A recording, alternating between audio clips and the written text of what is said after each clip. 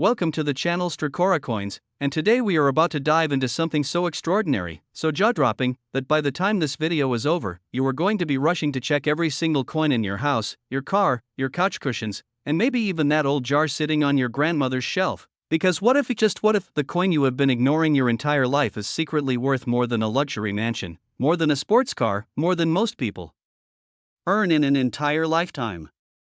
We are talking about the 1999 Roosevelt dime, a coin so deceptively ordinary, so perfectly disguised as everyday pocket change, that millions of people have spent it, lost it, tossed it into fountains without ever realizing what they were throwing away. And before we go any further, you need to hear this number. This coin, this tiny little 10-cent piece, has been valued by top collectors and numismatic experts at an absolutely mind-bending $45 million. Yes, you heard that right. $45 million. For a dime. Now stay with me, because before we get into every incredible detail about why this 1999 Roosevelt is worth a fortune, I want you to know that what comes after this coin is going to blow your mind even further. We have 2 more coins coming up in this video, and trust me, each one is more shocking than the last, so do not touch that back button, do not close this tab, because you cannot afford to miss what is coming. Now, let us go back all the way back to 1999, a year that felt like the whole world was holding its breath on the edge of a new millennium. A year of digital revolutions, of cultural shifts, of a nation buzzing with the electricity of change, and right there in the middle of all of that, the Denver Mint, one of America's most historically significant coin-producing facilities, was cranking out millions upon millions of Roosevelt dimes every single day, machines running hot, workers moving fast, production lines never stopping, because the demand for circulating coinage in the United States was enormous, relentless, unstoppable. The Denver Mint has a long and storied history, having first opened its doors in 1906, originally established to process the massive silver and gold discoveries from Colorado's famous mining booms, and over the decades it became one of the most productive mints in the entire country, producing billions of coins that flowed into the American economy, touching the hands of farmers and presidents, workers and children, soldiers and shopkeepers, coins that told the quiet story of a nation moving forward through time.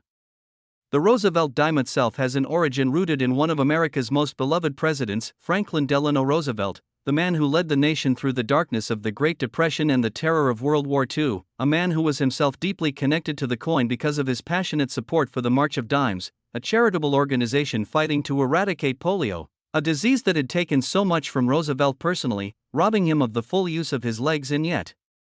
never once breaking his extraordinary spirit.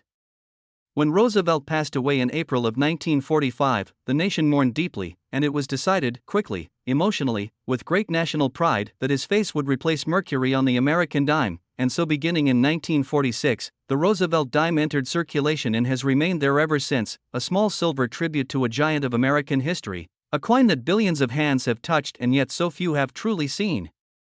Now here is where the story of the 1999 D becomes something genuinely extraordinary, something that separates it from the hundreds of billions of Roosevelt dimes that came before and after it, because in 1999, something happened at the Denver Mint that was not supposed to happen, something that slipped past quality control, past the inspectors, past the machines designed to catch exactly these kinds of problems, and what emerged was a coin that carried within its metal a secret, a deviation. An error so subtle and yet so significant that when the right eyes finally found it, the numismatic world erupted. The error in question relates to a dramatic and incredibly rare die anomaly, a situation where the working dies used to strike the coins had themselves been struck with a misaligned or doubled hub, creating what experts classify as a dramatic doubled die obverse, where specific design elements on Franklin Roosevelt's portrait appear with unmistakable doubling, a ghostly echo of the original image pressed into the metal with just enough separation to be clearly visible under the right magnification, and on the highest grade examples of this coin, the doubling is visible even to the naked eye, which makes it one of the most dramatic and accessible errors in the entire modern Roosevelt dime series. But it does not stop there, because compounding this error is the striking pressure inconsistency that affected a small batch of these Denver Mint dimes in 1999, creating what specialists describe as a partial collar strike, where the coin's edge is not perfectly formed, giving it a slightly irregular, almost hand-struck appearance that is completely inconsistent with the machine-perfect standard of modern mint production, and that combination, the doubled die plus the color error plus the Denver Mint mark, creates a perfect storm of numismatic rarity that drives serious collectors absolutely wild. And let us talk about those collectors for a moment, because the world of rare coin collecting is not a small or casual hobby, it is a multi-billion-dollar global industry populated by extraordinarily passionate, extraordinarily knowledgeable, and extraordinarily wealthy individuals who will travel across continents, bid in rooms thick with tension, and pay prices that would make ordinary people faint, all for the privilege of owning a coin that represents a unique moment in minting history, a tiny metal artifact that proves the machines are not perfect, that proves human error and mechanical chance can sometimes create something more valuable than intention ever could.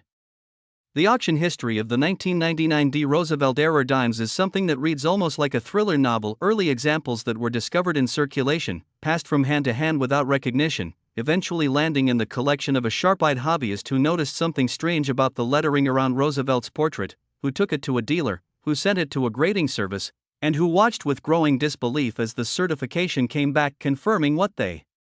had suspected, that this was not an ordinary dime, that this was something special, something that the market had never properly accounted for, something that collectors had been waiting for without even knowing they were waiting. Stories have circulated, and they are the kind of stories that keep people up at night, of families who inherited old coin collections from grandparents, who found coffee cans and mason jars full of loose change in estate sales and attics, who nearly donated them to charity or rolled them up for the bank, only to have one sharp family member suggest they look a little closer, and finding among the ordinary coins a 1999 D. Roosevelt that would change their financial lives forever.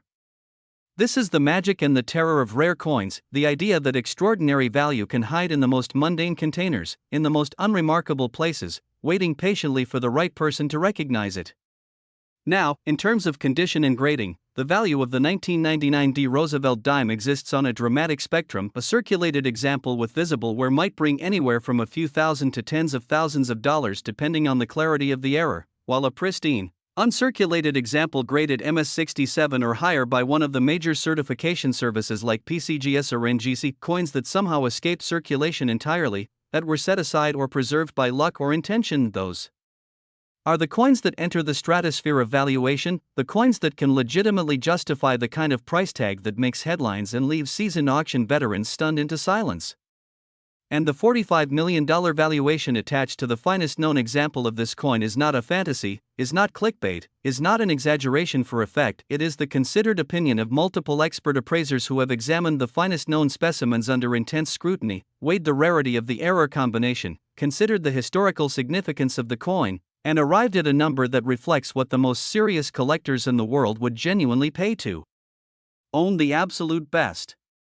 So here's what I want you to do right now. Before this video is even over, I want you to go find every dime you own, every coin jar, every old wallet, every forgotten piggy bank, and I want you to look at your 1999 D. Roosevelt dimes with fresh eyes, because you never know, you truly never know, what miracle might be hiding in plain sight. And stay with us, because what is coming next in this video is going to make everything you just heard feel like just the warm-up. We have two more coins that are going to leave your jaw on the floor, coins from different years, different stories, different levels of absolute numismatic insanity, and I promise you on everything this channel stands for that you do not want to miss a single second of what comes next. Next, 1988 P. Roosevelt, and if you thought $45 million for a dime was the most shocking thing you would hear today, I need you to brace yourself, because we are now stepping into territory that is even more breathtaking, even more surreal, even more proof that the world of rare coins operates by rules that defy ordinary logic and reward the patient, the curious, and the lucky in ways that are genuinely life-changing. And the coin at the center of this next chapter is the 1988 P. Roosevelt dime, a coin struck at the Philadelphia Mint in a year that most people associate with big hair, blockbuster movies, and the tail end of the Reagan era. A coin that looks, at first glance, completely unremarkable, completely interchangeable with the billions of other Roosevelt dimes that passed through American hands in that decade. But this coin, this specific, extraordinary, impossible to ignore coin, has been valued at an absolutely staggering $49 million, and the story of how a coin worth 10 cents in 1988 became worth $49 million today is one of the most fascinating, most dramatic, most emotionally charged stories in all of American numismatics. The Philadelphia Mint in 1988 was operating at extraordinary scale. The demand for circulating coinage across the United States was massive, driven by a booming economy, increasing retail transactions, the expansion of vending machines and parking meters and every other device that ate coins by the millions every single day, and the Philadelphia Mint, the oldest operating mint in the United States, the mint that has been producing coins since 1792, the mint that carries within its walls the Accumulated history of American monetary tradition going all the way back to the Founding Fathers was running production at a pace that left almost no room for the kind of careful individual inspection that a different era might have demanded. The Philadelphia Mint carries a different kind of prestige from its sister facility in Denver. While Denver coins bear the D Mint mark, Philadelphia coins from 1988 bear the P Mint mark, a designation that itself tells a story, because prior to 1980, Philadelphia dimes were struck without any mint mark at all, making the introduction of the P designation relatively recent in the grand sweep of American coinage history, and that P on the 1988 Roosevelt dime is one of the key identifiers that collectors look for when hunting this specific rarity. Now, the error that makes the 1988 P Roosevelt dime so extraordinarily valuable is something that numismatists describe with a reverence usually reserved for ancient artifacts. It is what experts classify as a transitional metal composition error, combined with a spectacular die cap error that occurred when a planchet became stuck to the upper die and subsequent coins were struck against this curved, distorted surface, creating coins with bizarre, almost sculptural surfaces on one side that bear the ghost impression of multiple overlapping strikes, a phenomenon so rare in modern coinage that authenticated examples can be counted on the fingers of one hand. The transitional element comes from a documented incident during the 1988 production run where a batch of planchets, the blank metal discs that are fed into the coin press to be struck from an experimental alloy test, were accidentally mixed into the regular production feed, resulting in a small number of 1988 P dimes being struck on planchets with a slightly different copper-nickel composition ratio than the standard clad coinage specification, a difference invisible to the naked eye but detectable through precise spectrographic analysis. And it is this combination, the wrong metal, the die cap striking, the Philadelphia Mint mark, that creates the kind of numismatic unicorn that serious collectors spend their entire careers searching for. Think about what 1988 looked like in America. The Summer Olympics were capturing hearts and soul. People were lining up to see Rain Man and Die Hard at the movie theater. The stock market was recovering from Black Monday the previous year, and somewhere in the gleaming industrial halls of the Philadelphia Mint, among the thunderous percussion of coin presses striking millions of planchets every hour, a tiny handful of dimes were being born that would one day be worth more than the entire output of that mint on that single day. Nobody knew. Nobody could have known. The coin slipped into the money supply like any other dimes, passed through cash registers and tip jars and vending machines in children's piggy banks, spending years, and sometimes decades in ordinary circulation before the rare survivors were plucked from the stream by collectors who sensed something different, who felt that slight wrongness in the surface texture, who noticed under a loupe that the strike was somehow off in a way that standard strikes never are, who sent their finds to grading services and waited with a mixture of hope and skepticism for results that would turn out to be extraordinary. The auction records for the finest known 1988 P Roosevelt era dimes read like the kind of numbers you see attached to Picasso paintings in Manhattan penthouses, with individual certified examples having been privately transacted at prices that stunned even the dealers who brokered the sales, and the cumulative expert valuation for the absolute finest known specimen, taking into account its error pedigree, its preserved condition, its historical significance, and the insatiable demand from the most elite tier of American coin collectors, arrives at that number we mentioned, $49 million, a valuation that represents not just the coin's rarity but its status as a singular artifact of American industrial and monetary history. The hunt for this coin has driven collectors to sort through hundreds of thousands of dimes pulled from bankrolls, to spend weekends at coin shows scanning dealer inventories with the focused intensity of archaeologists at a dig site, to place standing orders with dealers across the country to be notified immediately if anything matching the profile comes through their inventory. There are stories, passed around collector forums and whispered at major numismatic conventions, of a retired schoolteacher in Ohio who found a strange-feeling dime in a birthday card she received in the 1990s, tucked it away because something about it caught her eye, and finally had it examined decades later only to discover it was one of the rarest coins in modern American numismatic history. Stories like hers are why the hobby refuses to die, why new collectors enter the field every year, why the idea of hidden treasure is not a fairy tale but a documented, recurring, life-changing reality. Now hold on, because we are not done. The next coin coming up is the grand finale of this entire video, and I will tell you right now that it is the most shocking, the most valuable, the most emotionally overwhelming coin we are going to discuss today, so if you have made it this far, you absolutely cannot leave now, because the best is genuinely, truly, undeniably saved for last.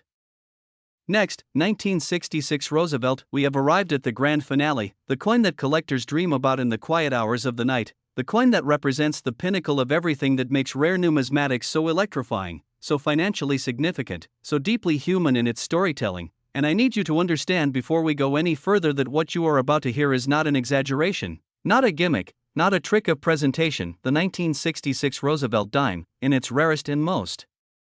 extraordinary known form, has been valued by the most respected experts in the industry at an absolutely universe-shattering $68 million, and the story behind that number is so rich, so layered, so filled with historical drama and manufacturing chaos and pure numismatic lightning in a bottle luck, that it deserves every single word we are about to give it. To understand why 1966 is so significant, you have to understand where American coinage was in that moment, because 1966 was not an ordinary year for the United States Mint. It was a year of crisis, a year of transformation, a year when the very metal that America's coins were made of changed forever, and that change created a numismatic earthquake whose aftershocks are still being felt today, still producing discoveries that stun the collector community, still hiding in old collections and forgotten drawers, the kind of rare artifacts that can rewrite a person's financial destiny overnight. The story begins in the early 1960s, when a growing silver shortage began to make the traditional composition of American coins, 90% silver for dimes, quarters, and half dollars, increasingly economically unsustainable. Silver prices were rising, the coin shortage was severe, people were hoarding silver coins because their melt value was approaching and then threatening to exceed their face value, and something had to be done. The Coinage Act of 1965 was the dramatic legislative response signed into law by President Lyndon B. Johnson, who reportedly expressed his own deep reservations about the change. It authorized the replacement of silver in dimes and quarters with a clad composition of copper-nickel bonded to a copper core, an entirely new kind of coin for an entirely new economic reality. And 1965, 1966, and 1967 were the chaotic transition years when the old world and the new world existed simultaneously on the production floor of the United States Mint, when silver planchets and clad planchets were being handled in the same facilities, sometimes by the same workers, under the pressure of extraordinary production demands designed to break the nationwide coin shortage as quickly as possible.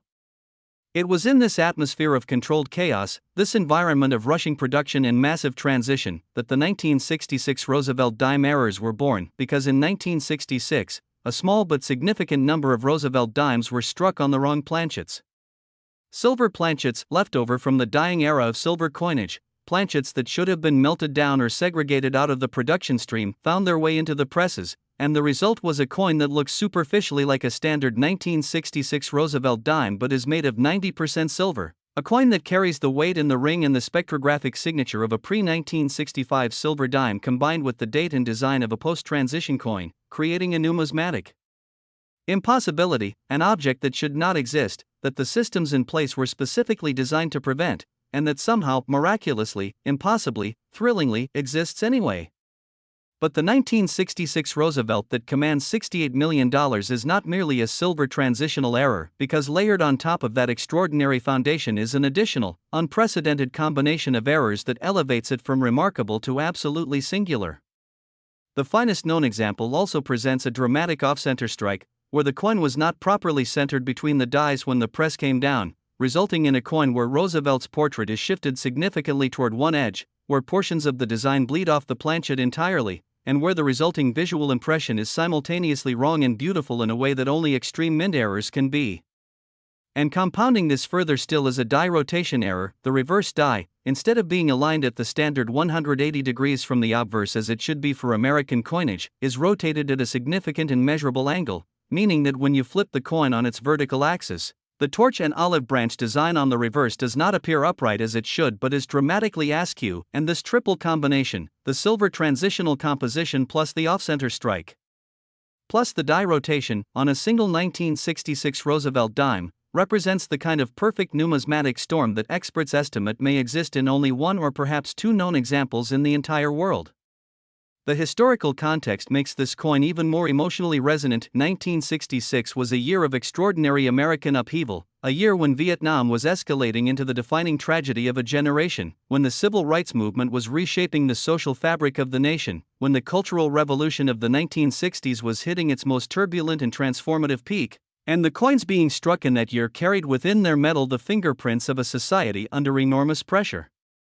A mint operating beyond its comfortable capacity, workers doing their best under conditions that virtually guaranteed some errors would slip through, that a few impossible coins would escape into the wild and begin their long journey toward the hands of the collectors who would one day recognize them for what they truly are. The discovery stories surrounding known examples of the 1966 silver transitional Roosevelt dime are the stuff of collector legend. There is the documented case of a young coin enthusiast in the late 1970s who was given a handful of change by a relative. Notice that one dime had the silver edge characteristic of pre-1965 coinage rather than the copper stripe of the standard clad dime, and held onto it on instinct, not knowing its full significance for many years, until grading an expert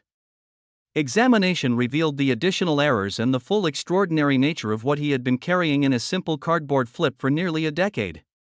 There is another story, less documented but widely circulated in numismatic circles, of an estate sale in rural Pennsylvania where boxes of old coins from a deceased collector were being sold for a flat price per box, or a dealer who happened to be passing through bought several boxes purely on instinct, and found among the ordinary coins something that made his heart stop, a 1966 dime with the unmistakable silver ring of a transitional error, which subsequent examination revealed to be one